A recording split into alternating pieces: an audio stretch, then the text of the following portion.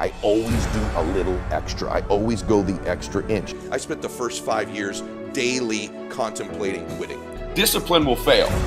Reasons will never fail you.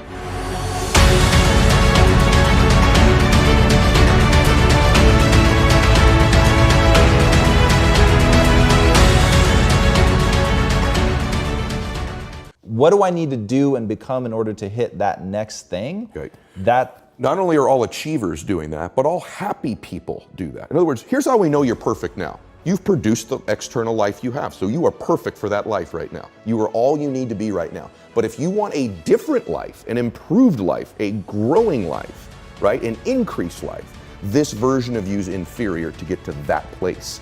And so the reason we have rapport, the reason we like each other is like, I also want to be surrounded by people who are not messaging me, is enough enough? Everything's good, man. Take a break. And I may not want more money. You and I both have a lot of money, right? We probably like more. That's not my driver. I want more peace, more gratitude, more abundance, more contribution, more memories, more experiences, more joy, more love. That will never be enough for me. Put me in the ground if I don't get any more of that stuff, right? I want to grow. I want to see the next place. And so that's the journey. Those of you that have faith, if you believe there's this place you're going to someday, that's because you're always going someplace. So you might as well want to get the information and the equipment to get there. And that's where I want to So I was nowhere near that level of athlete, but that ended. I had to make a freaking decision. Like, okay, am I the guy who's going to talk the rest of my life about playing college baseball? Exactly. Am I the guy who caught my whole story is my past story? Right. Or is my story my future story? I even when you meet people all the time, it's like, I used to be this. I've got a master's degree. I did this. Like, okay, that's the old story. What's the new freaking story, right? And I coach a lot of athletes, current and former football players. A lot of them are football guys, hockey guys, baseball guys, and I watch them struggle when it ends. Like their dream, they played 10 years in the big leagues or 12 years in the NFL, and then you watch them in their 40s. They gain a lot of weight, many of them, right? They're lost because they haven't found their new story, their new game, right? Like you and I, you built this amazing company and are building it, and I've done pretty good in mine too. It's like, but I'm always thinking about the new story. Discipline will fail. Reasons will never fail you. When you have big goals, the mistake people make is they think, oh, these freaks, this Alex Rodriguez, this Mylett guy, whatever, we're these freaks of discipline. No, I have massive reasons attached to all of my goals that compel me to take action when I don't feel like it, okay? Because I'm naturally a lazy dude. I like Cheetos. I like the couch. I like naps. I like sleeping, right? I have to override the real me with massive reasons. The heart issue, my daughter, all of that were my reasons. You find a way. If you're obsessed with something enough, regardless of the conditions, and addicts are the perfect example. They can have no money, no resources, been locked up before. Everyone knows they're trying to get it. They could be in support me, but if they want that drug bad enough with no resources, no nothing, they find a way to get it. That's how humans are when they get obsessed with something. So don't tell me you can't win. Don't tell me you can't build your company. You can't get the person you want or the money you want. If you want it like an addict, bad analogy, but true, you want it like an addict needs their fix, you'll find a way to get it. That's how human beings are. I play these very strange games with myself when I'm at the gym. When I'm working out, I always do one extra rep, one extra set, because it's a promise I kept to myself. And here's the biggest thing. It's a pattern. It's a pattern I keep of me. I always do a little extra. I always go the extra inch. And the quickest and easiest place to do it is the gym.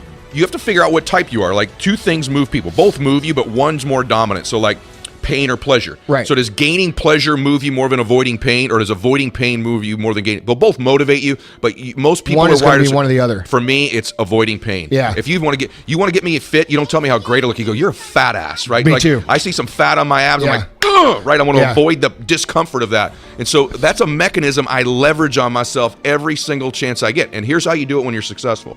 You have to compare it to who you could be, not where you are. You have to constantly be chasing the next version of you. I'm obsessed with that. So I know what I'm capable of. I'm constantly envisioning that. And so I freaking hate where I am. Dude. I hate where I am. Malcolm X said, that which you don't hate, you will eventually tolerate. And so for me, that's my form. If I start really loving where I'm at, I start tolerating it, and you always get what you'll tolerate out of life, right? So I'm working all the time. It's harder and harder when you have a little bit more cheddar, but I'm constantly chasing this next dude, this next me, and so I don't like the dude I'm with. I never took it personally when a coach said, you're dropping your shoulder. In other words, because of athletics, when the guy said, spread your right leg out, your legs are too close together, I never thought, I suck, I can't hit. I wanted to know how to hit better. I wanted to know how to throw better. And so for me personally, I'm constantly in a crisis to get to the next version of me. It's not like I'd like to. I wish I only would like to. I probably have a little bit more peace in my life. I am in a crisis to get the next version of me. And so the guy sitting in front of you right now, if I come back in a year and I'm just the same exact person with the same thoughts, same ideas, same ways of delivering them, this was a wasted year of my life, right? So I want to know how to get to that next version of me. No matter what it is you're doing, whether it's my business or any other business, you're an entrepreneur, or you're trying to get your pro card as a bodybuilder. Right. You're trying to be a professional golfer. You're trying to be an actress, right? You have to literally ask yourself, you have to pre-negotiate the price in advance. Mm-hmm. In other words, most people's will to win is for sale. I say this all the time. The difference for me, the reason we're Laguna Beach oceanfront, or we'd be on my jet, or wherever we would be, right? You were commenting on my Ferrari in the front, all these material things. The reason those things exist isn't because I'm more talented. Mm-hmm. It isn't because of that. I'm an average dude. You've met me, we've been talking, you know I'm a pretty average dude, okay? My will to win's not for sale. It almost was, but you can't buy me. There is no price, as long as it's legal, ethical, and moral, I will not pay for my dreams to happen. No price. And so most people, there's a price where they'll sell their will. They'll sell their dream, they'll sell their kids, they'll sell out their will to win. They will just eventually relent. You can be bought. Now they'll call it something later. It wasn't for me, it didn't work out, the timing was like bullshit. You sold out your dream, you sold your will to win, you sold your family, you can be bought. The question for you as an entrepreneur is, can you be bought? Because the long term, as long as you hang in there long enough, I promise you there's a breakthrough eventually. I promise you that there is. So my advice to you is, just negotiate it now. What's the price? And if it better be, there is no price where you can buy my will. Because for me, it's this. I'm not going through this life on the average track. Right. Where it's really smooth, couple barbecues on the weekend, not a lot of bad weather, not a lot of bumps, not a lot of ups and downs. I want to be in the arena. I want to be on the bumpy road, the road less traveled. Right. Throw my ass on that road. I'm already prepared, man. You can knock me down, I'm getting back up. Knock me down, I'm getting back up. You cannot buy my will to win. How can I be happy where I am now and still be driven? Yeah. Because I think there's a lot of people who are listening to this that are like, I'm really happy and I don't have a lot of drive. Or there's people that have a lot of drive and they're not very happy. And I more recently been talking about this a lot. It's like, I think that we should be living in a state of blissful dissatisfaction.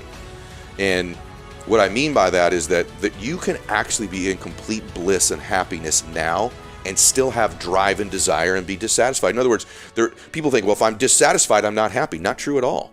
Because if we were eating a great meal, great steak, right? That first bite is blissful. But it doesn't mean you're not hungry for more. Mm-hmm. Or more aggressive analogy, if you're making love to your partner, right? Right.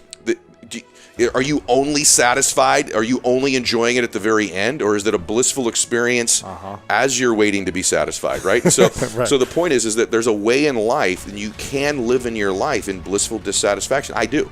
I live blissfully dissatisfied. I'm in this aggressive pursuit of wanting to be the next version of me, to meet the next version of me, to someday, the end of my life, I want to shake hands with the man I could have been, right? I want to be very familiar with that dude when I'm done. I want to shake hands and go, hey, I know you, right? That's the guy that I was most capable of becoming. The worst end of my life would be to meet this man I was capable of becoming and we'd be complete strangers.